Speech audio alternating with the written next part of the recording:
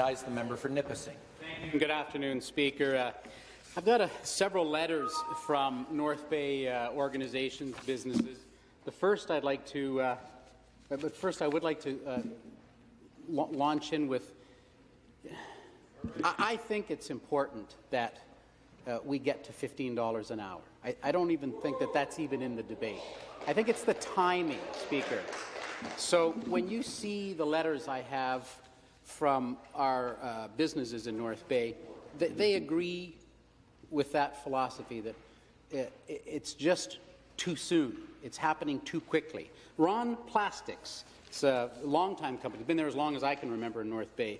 Ron Plastics, writing to me, is in favour of many aspects of Bill 148. However, a 32% wage increase is not financially sustainable for all companies. It must be done in a way that won't devastate or break companies. The goal is to have workers employed, but this drastic increase will cause job losses for sure. This will not only affect minimum wage workers, but it will offset a chain reaction for other more senior workers as well. And they go on to say, should minimum wage be increased? Absolutely, but it needs to be done in a way that won't break business. The Tourism Industry Association are writing to express their industry's concern, including the speed at which many legislative changes are proposed. And so they tell me that of these businesses in Ontario, approximately 846 businesses and 10,133 jobs are located within my riding of Nipissing. So they are saying these members will be significantly impacted if businesses are not given sufficient time to implement changes proposed in Bill 148. The Chamber of Commerce, North Bay District Chamber of Commerce. Speaker, I was proud to be the president back there in 1986, and it has grown, continues to grow and become a voice of business. They tell us that there's no economic impact done by this government, so they've done one for us. And it talks about a $23 billion hit to business over the next 2 years alone. 30,000 jobs at risk for youth under 25, 96,000 employees at risk are expected to be women. They tell us, of course, well, I'll repeat what the minister said when he said, just raise your prices. He said, and the Chamber says, this will increase everyday consumer goods and services by $1,300 per household on average each and every year. And this from Carolyn Paquette. It was an email I received. And she said, good morning, Vic. I just want to ask you if you can pass a message to the Premier. Thank her for the hike in minimum wage. Now my boss had to cut back my full-time hours to account for the upcoming increase. Now I'm going to get less than I was before. Not a good decision. I have children. Now I'm worried even more. How am I going to make ends meet? So that, Carolyn, we hope to get you some answers. So, Speaker, last month we saw the Ontario Chamber and their partners come out with a report that says there will be 185,000 jobs at risk. There's all kinds of reports that I'm going to refer to now. Nobody is debating the job losses. All they're fighting over now is how many tens of thousands of people in Ontario are going to lose their job. So the first that weighed in was the Financial Accountability Officer, our own legislative officer. He says, and that group says, it's 50,000 jobs, with job losses concentrated amongst teens and youth.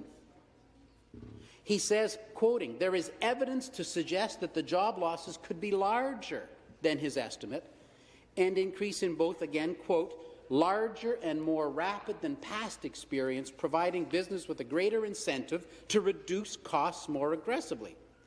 The FAO concludes that since, quote, minimum wage targets low-wage workers but not necessarily low-income families, raising the minimum wage would be an inefficient policy tool for reducing overall poverty.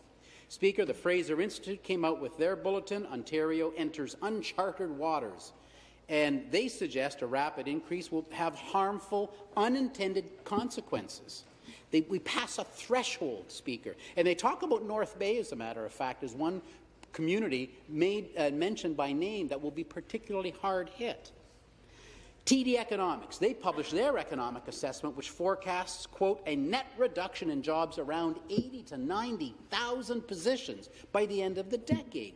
They conclude that, quote, relatively rapid speed of the implementation and its timing, this is new now, the timing within the economic cycle are two factors that will likely accentuate the negative hit to Ontario employment. So with respect to the timing, Speaker, they're saying it coincides with what they call, quote, significantly slower economic growth. I'll get back to that in a second. They say that we're likely to endure a cyclical slowdown in both housing and household leverage, and economic growth will likely slow sharply in the province. So they're suggesting, quote, these estimated job impacts could be mitigated by extending the implementation timeline. So, Speaker, one after another have said it's the timeline. It's the timeline. Now, TD talks about the timing as well. So why do they talk about the timing, and why do you think TD says that we're going to have significantly slower economic growth? Well, it's interesting. I know that the Labour Minister announces frequently, including recently, quote, the prosperity that we're seeing in the Ontario economy now has to be shared by everybody. That's it in a nutshell. That's their reasoning. That's their whole rationale. But the minister pushes this point. He stood in the legislature. I've said this one before. He stood in this legislature and announced, quote, it's true that the Ontario economy is doing very well. Manufacturing exports are up. Well, except that is not accurate, Speaker. A recent headline, July trade deteriorates, leads the whole story that shows you that Ontario exports fell 22% this summer. StatsCan, just last week, released their data showing manufacturing and sales suffered their largest decline in 8 years. But the minister doubled down with, we're leading the G7 in economic growth. And the finance minister, he piled on with, Ontario is #1 in North America when it comes to growth, except neither of those statements are even close to being accurate, Speaker. Ontario's growth is not #1. We're tied for 28th place in North America. There are 27 states ahead of us. So it's sad that StatsCan is being questioned by the Minister of Labour, Speaker. These are StatsCan figures. It's Stats Canada who's telling us that we've tumbled. But you see, the problem here, Speaker, is that these facts from StatsCan, they don't quite align with the government's narrative and their talking points. So, they now realize that their premise of why this is being rushed in has no basis in fact. And if that wasn't enough, let me read you just some headlines that complete the picture. These are headlines only that I picked out in the month of September. Exports languish. International merchandise exports fell while imports edged higher. We're shipping less, getting more not built in the States brought in. Another quote, manufacturing sales slipped in a widespread decline across industries. This is universal across industry, Speaker. This isn't just one. Retail sales cool is another headline. Here's another one. Ontario ranks 44th, that's out of 60, in labour market rankings. Here's another one that's very, very strong. Once powerful Ontario, now a fiscal laggard in Canada. And another one, Canadian incomes jump, Ontario residents hit by manufacturing downturn. And the final one, Ontario, fiscal leader to fiscal laggard. Again, Speaker, the minister, his narrative doesn't line up with the facts when they continue. In fact, in the Globe and Mail today was the same quote about the fact that our economy is doing well and manufacturing exports are up. I couldn't believe that when I read it. I have said this in the legislature before. Recently, I would have hoped that the government would pick up on those points that, you're going to have to change your talking points and your narrative. It does not any longer line up with the facts, Speaker. And so that is indeed why we end up with letters from TJ, who says, I'm having another sleepless night again. It's 4:31 in the morning. Hear our voice, small business owners.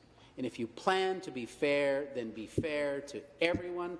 Please come up with a plan that doesn't put the entire burden on small business. Thank you, Speaker.